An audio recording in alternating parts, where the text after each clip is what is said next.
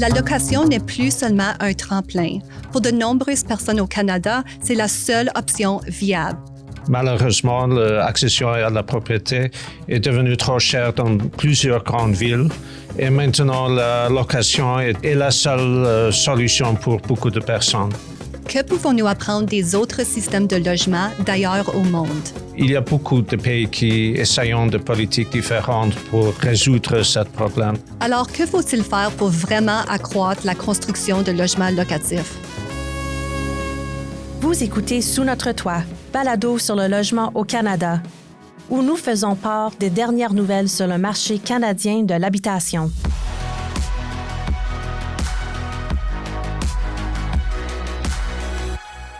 Bonjour tout le monde et bienvenue à Sous notre toit, votre balado qui décortique l'actualité du marché canadien de l'habitation. Je suis votre animatrice invitée, Mireille Thériault. Aujourd'hui, nous nous posons une grande question. Comment pouvons-nous accroître l'offre de logements locatifs au Canada sans laisser de côté les locataires? Aled Aberworth, économiste en chef adjoint à la SCHL, se joint à moi pour nous aider à explorer ce que les données disent réellement sur les fiducies de placement immobilier, le contrôle des loyers et l'abordabilité des logements locatifs. Bienvenue, Aled. Merci. La SCHL sonne l'alarme depuis des années. Pour rétablir l'abordabilité, nous avons besoin de millions de logements supplémentaires et bon nombre d'entre eux doivent être locatifs. La location n'est plus seulement un tremplin. Pour de nombreuses personnes au Canada, c'est la seule option viable. Aled, pouvez-vous nous expliquer pourquoi il est si important d'accroître l'offre de logements locatifs en ce moment? L'abordabilité est devenue un enjeu très important pour tout le Canada, pour tous les Canadiens. Et historiquement, c'était un défi pour Toronto et Vancouver. Maintenant, c'est un défi à Montréal, à Halifax, etc. Donc, il faut accroître le niveau de l'offre partout au Canada. Nous avons besoin de n'importe quoi dans le secteur de logement. Malheureusement, l'accession à la propriété est devenue trop chère dans plusieurs grandes villes, Toronto, Montréal, Vancouver. Et maintenant, la location est la seule solution pour beaucoup de personnes, pour les classes moyennes. Donc, il faut que nous encouragions la construction d'immobilier locatif. Et surtout encourager le secteur privé de construire ces logements. Donc, et c'est, comme j'ai dit, c'est important pour plusieurs grandes villes au Canada, y inclut Montréal ce jour-ci. Il y a souvent de la tension lorsqu'on parle de la participation du secteur privé au logement locatif. Quelles sont les préoccupations? Il y a une crainte que quelques investisseurs vont demander les loyers trop élevé. Par exemple, il y avait des soucis avec les REIT que les loyers sont très élevés. Mais ce que nous avons trouvé avec le travail que nous avons fait, c'est que les loyers ne sont pas plus élevés parmi le secteur privé, y inclut les REIT. Pourquoi les REIT investissent dans des régions plus rentables, la qualité des maisons sont mieux, ils sont plus nouvelles. Donc, pour nous, il n'y a pas vraiment une différence entre les REIT, les immobiliers qui sont propriétés de REIT et les autres immobiliers. Donc, en général, nous n'avons pas de soupçon d'encourager le secteur privé d'investir plus dans le secteur locatif. Le contrôle des loyers est souvent suggéré comme un outil pour lutter contre les loyers élevés. Que dit la recherche? D'abord, je veux dire que protéger les locataires est important. Quelquefois, ils n'ont pas tellement de revenus, donc de les protéger est très important.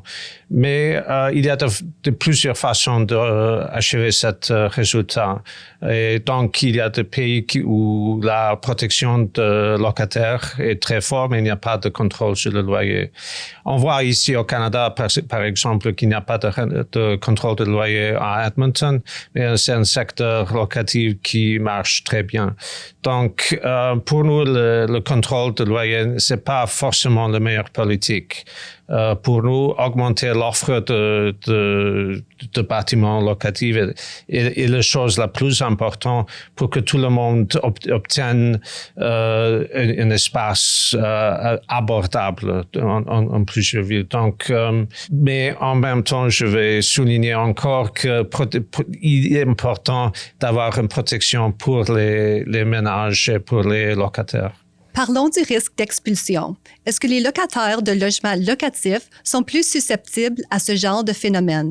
La réponse courte, c'est non. Nous avons trouvé dans notre travail qu'à peu près 1% de la population sont sensibles à cet impact. Donc, c'est à peu près 50 000 personnes. 50 000 personnes. Bien sûr, c'est une situation très pénible pour eux, c'est une situation difficile et il faut qu'il y ait de protection, comme j'ai dit avant. Cependant, nous ne trouvons pas que ce chiffre est si élevé d'interdire, de prévenir le secteur privé. Que pouvons-nous apprendre des autres systèmes de logement d'ailleurs au monde? Le défi d'abordabilité est un défi partout dans le monde et il y a beaucoup de pays qui essayent de politiques différentes pour résoudre ce problème. Donc, c'est important pour nous de regarder ce qui se passe dans les autres pays. Et il y a des leçons importantes. Par exemple, au Japon, il n'y a pas vraiment un contrôle de loyer. Cependant, il y a beaucoup d'espace et les loyers sont assez modérés. Il y a bien sûr la protection très forte au Japon pour les locataires. En revanche, on voit en Suède qu'il y a des contrôles de loyer très stricts. Malheureusement, il reste un problème d'abordabilité là-bas. Le taux de vacances, le taux d'occupation est très bas et c'est très difficile de trouver un espace dans un immeuble locatif. Donc, encore, je veux dire que le contrôle sur le loyer, c'est pas forcément une solution, mais comme en Japon, avoir un système de protection de locataires est important. Alors, que faut-il faire pour vraiment accroître la construction de logements locatifs? Je crois que la chose la plus importante, c'est d'avoir un cadre de politique qui est très clair et qui met à un côté donne une incitation à le secteur privé d'augmenter l'offre, mais à l'autre côté de s'assurer que la protection de locataires existe. Donc, mais que le système soit clair et soit stable au cours de temps. Donc, c'est très important ce jour-ci avec la manque d'abordabilité d'augmenter l'offre, mais en même temps de protéger les locataires, mais sans peut-être avoir un système strict de contrôle de loyer. Merci beaucoup, Aled, de nous avoir aidé à décortiquer cet enjeu important et parfois polarisant. À nos auditeurs, si vous voulez en savoir plus sur les constatations de la SCHL concernant l'offre de logements locatifs, la financiarisation et la protection des locataires, consultez l'article complet dont le lien figure dans les notes de l'émission. Merci de vous être joints à nous pour notre balado « Sous notre toit ». À la prochaine! Et saviez-vous que nous ne sommes pas seulement sur YouTube? Vous pouvez maintenant nous trouver sur Spotify, Apple Podcasts et Amazon Music. Ne ratez pas nos prochains épisodes pour découvrir d'autres discussions authentiques et fondées sur les données. Si ce balado a été instructif et amusant, partagez cet épisode, suivez-nous ou abonnez-vous. Et surtout, dites-nous ce que vous en pensez. Merci et à la prochaine!